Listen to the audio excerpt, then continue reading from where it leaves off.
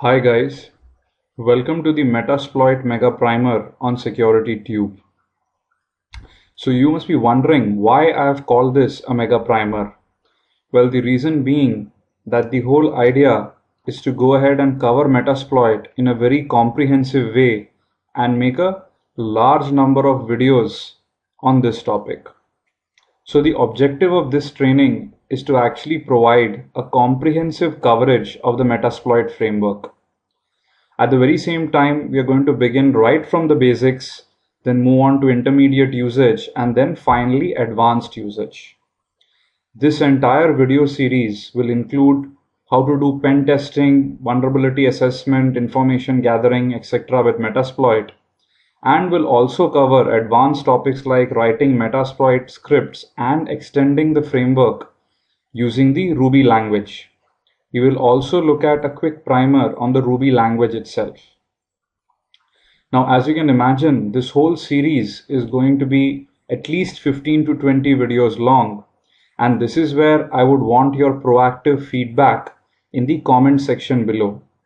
So please let me know how you find each and every video I am posting and what you would like to see in the next set of videos. Attribution. Well, a lot of photographs and many of these information which I'll be talking about have been picked up from blogs, from the official Metasploit documentation, as well as from the Metasploit Unleashed tutorial by Offensive Security. So this is an attribution I'd like to give before I begin this series. Okay, part 1. In this first part, we will look at understanding exploitation and the need for a framework like Metasploit. Okay, so we'll start off by understanding a couple of basic terms. The first of which is vulnerability. Well, simply put, a vulnerability is a weakness which allows an attacker to break into and compromise a system's security. The second would be exploit, which is actually a code which allows an attacker to take advantage of a vulnerable system.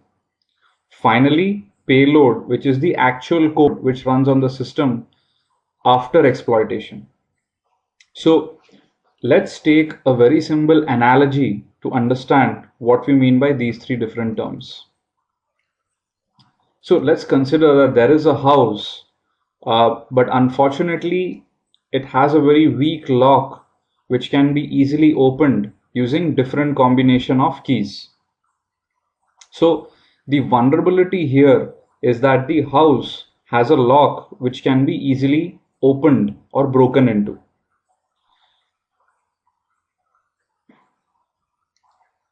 So this is the vulnerability.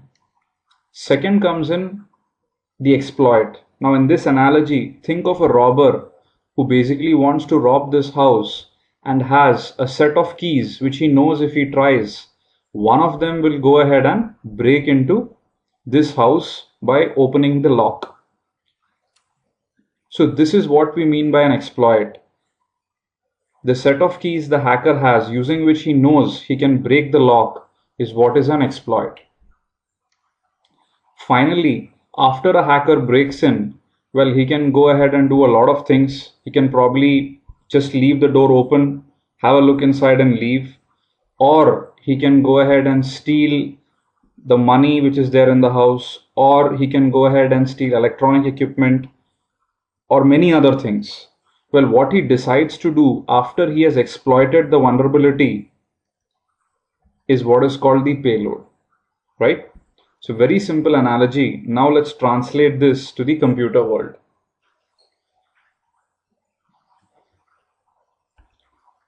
So on a more serious note, there is a vulnerable computer and an attacker. The attacker goes ahead and tries to exploit this vulnerability by sending an exploit and payload combination. If the computer is vulnerable, the exploit runs first. If the exploit succeeds, then the payload runs next.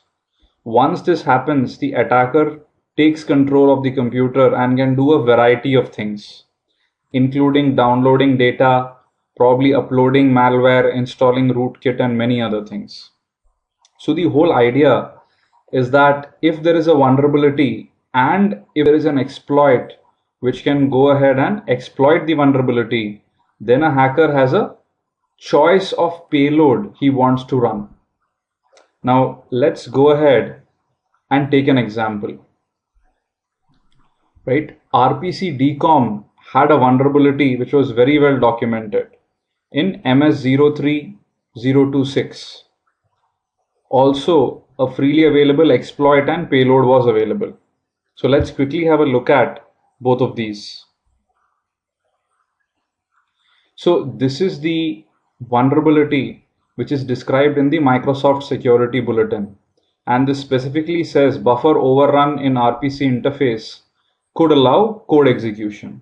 Well, this is the vulnerability. There's also a lot of technical description available for the vulnerability, right? As to what is the issue because of which the buffer overrun can happen, etc., etc. Now, this is the exploit code, and the payload is also bundled with this exploit code which was released. So if you notice, if people who are actually new to vulnerability research might notice a lot of interesting hex values. Well, this is what is called shell code, using which exploits are actually written. And then we also have a payload. So in this case, seems like the payload is binding to port 4444. So it's quite a lengthy program in which a network connection is made, exploit is sent. If the exploit succeeds, then the payload runs, which actually binds to a remote port, and the program tries to connect to that remote port, right? So let's go back to our presentation now. And the next thing we'll do is look at an actual demo of this vulnerability. So what we've done is we have a Windows machine running XP, which is vulnerable to the attack described in the Microsoft Security Bulletin. We also have an instance of Backtrack running on a separate virtual machine. Both uses VirtualBox, right? Now what I've done is, so that we can illustrate this well on a much more larger screen, I have connected PuTTY to the Backtrack instance. So basically we are logged into this Backtrack instance using PuTTY, right? So now what we'll do is, let's quickly go and look at the exploit code we just downloaded.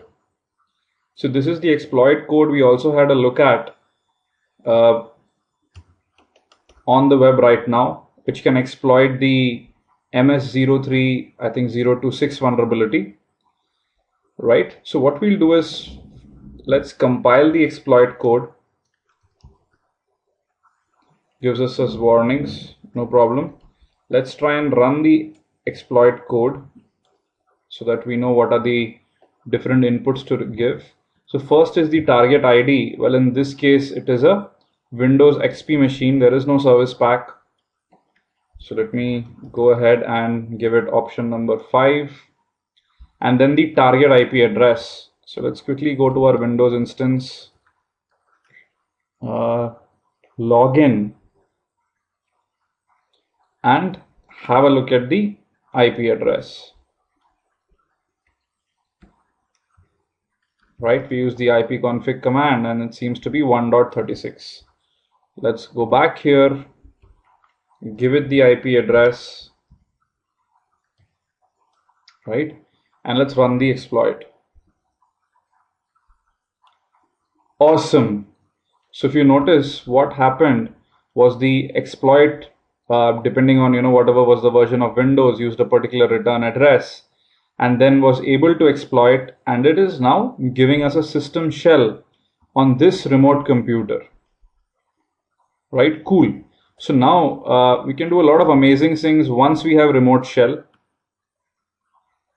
Let me give you an example. What I'll do is, let me actually change directory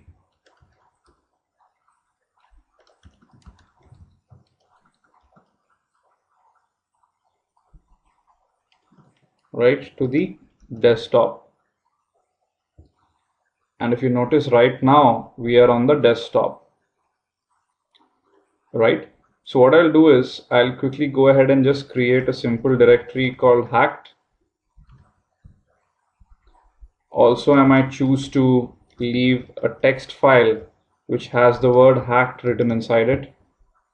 Now, if I go back to my VM instance, you'd immediately notice that a directory called hack is created and basically a file called hacked is also created. Anyway, great. So what we've done here is that we have successfully gone ahead and exploited the RPC DCOM vulnerability present on this Windows XP instance, and our exploit was able to break in a payload executed which basically bound a shell to port number 4444, and then we connected to that shell, and from that is where we are running all these commands. Now let's go ahead and exit this program and go back to our presentation.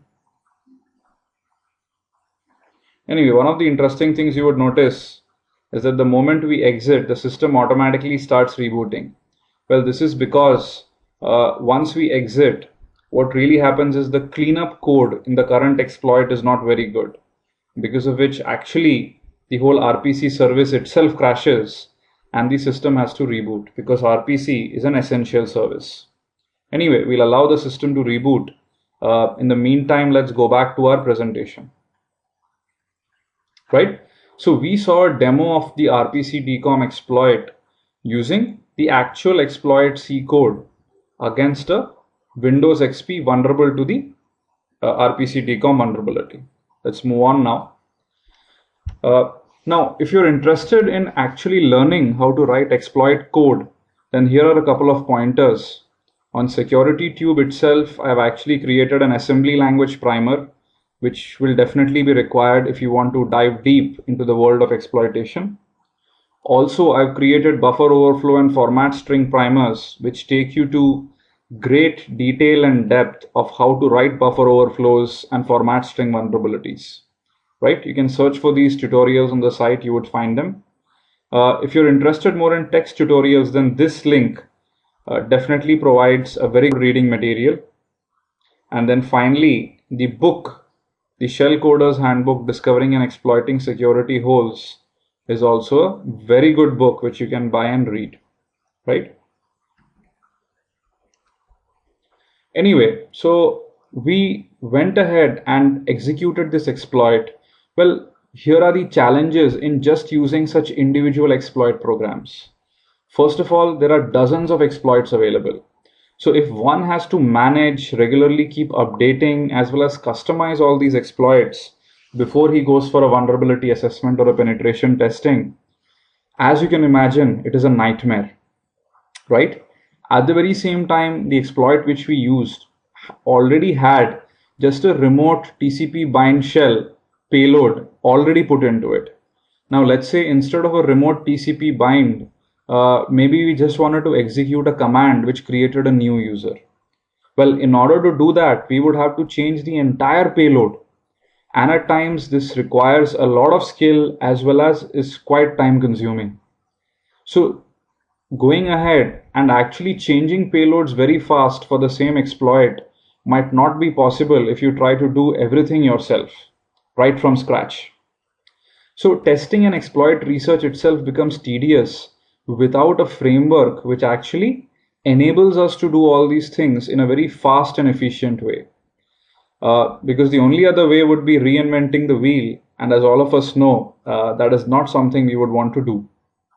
Well, so in order to address all these challenges, enter Metasploit. Metasploit is going to help us solve all of these challenges. So what is the Metasploit framework? Well, it is a tool for developing and testing vulnerabilities and can be used for penetration testing, exploit research, as well as developing IDS signatures. We will look at all of these different uses in video tutorials, which we will view later. Some history about Metasploit. It was started by H.D. Moore in 2003 and recently, as most of you are aware, was acquired by Rapid7. At this very same time, it remains open source and free for use even post acquisition. The Metasploit framework is written in Ruby, and I think it is also the largest program ever written in Ruby, right? Okay, so Metasploit framework for pen testing. This is the first use of Metasploit we will look at. The framework has over 600 tested exploits and over 200 different payloads to choose from and over 27 encoders. Metasploit practically offers you plug and play as far as going ahead and matching payloads with exploits is concerned. This alone is a huge advantage. Why? Because given the same RPC decom exploit, we can actually change the payload very fast and try out different payloads on the remote vulnerable machine. Along with this, there are tons of other features which we'll probably reserve for later videos. So let's quickly look at a demo of the RPC decom exploit using Metasploit.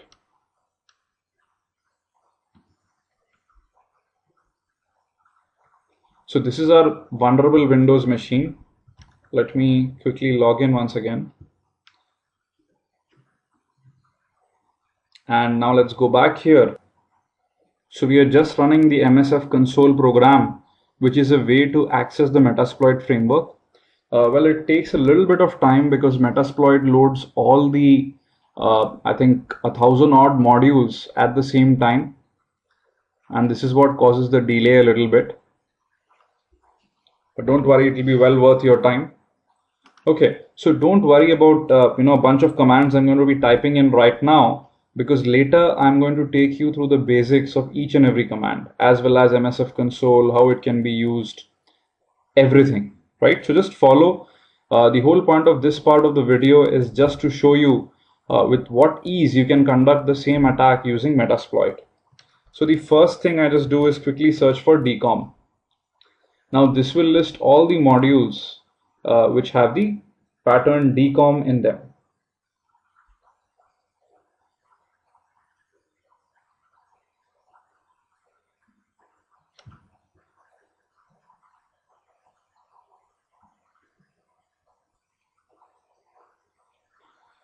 Great. So if you notice, the Microsoft RPC decom interface overflow, this is what we are looking at, is available as an exploit. So we'll go ahead, use this exploit. Let me clear the screen. And then we'll quickly look at the different options we need to fill up. So by default, the target port or the remote port has been filled up. We need to figure out the target host. We quickly set the target host to be 192.168.1.37, which, if I remember correctly, is what my Windows machine IP address was. Let me quickly check that. Okay, it was 36. Right. Now the next thing we are going to do is set a payload. So if you hit a tab, basically it will show you all possible payload options we have. So right now, let me very quickly just go ahead and add a new user. So if I go ahead and look at the different options I need to fill up. So by default, the username which is going to be created will be Metasploit and password will also be Metasploit, right? There's only one exploit target available, which is great because it's a universal target, which is going to work for practically everything. So that's cool. So now let's go ahead and exploit the remote machine by just typing in exploit. Now you'll notice that the exploit was sent and completed. Well, no session was created because the payload which we used just went ahead and created a new user, hopefully. So let's verify this. Let's go ahead, log off, and let's see. Awesome. If you notice, now a new user called Metasploit has been created. And if you remember, the password was also Metasploit. Great. Right? So as you can clearly see, using Metasploit, it was so easy to first find the exploit, just put up some basic settings like a remote host, and then choose a payload of our choice, run the exploit and have the payload execute. Also, if you notice, the machine has not crashed remotely. Why? Well, because all the exploits in Metasploit have been tested quite a lot to ensure that such remote crashes, etc., do not happen. Awesome. So let's go back to our presentation. So now we saw a quick demo of the RPC decom exploit using Metasploit. Well, to conclude this video, you can go and download Metasploit from their website. It is available for Linux, Unix, and Windows-based systems. Take your pick, whatever you're comfortable with, and install it.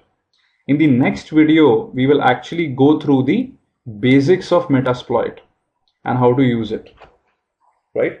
So one quick request to people who've at least watched till the end, hopefully all of you have watched till the end. I would really appreciate if you could leave a comment behind of what you thought about this video, whether good or bad. I'm open to criticism because I want to improve on the quality of videos I can put up on SecurityTube. So I would really request, please leave a comment behind, and also please leave behind topics on Metasploit which you would want me to cover in this video series. Well, that's all for this video. Thank you very much. Have a great day ahead.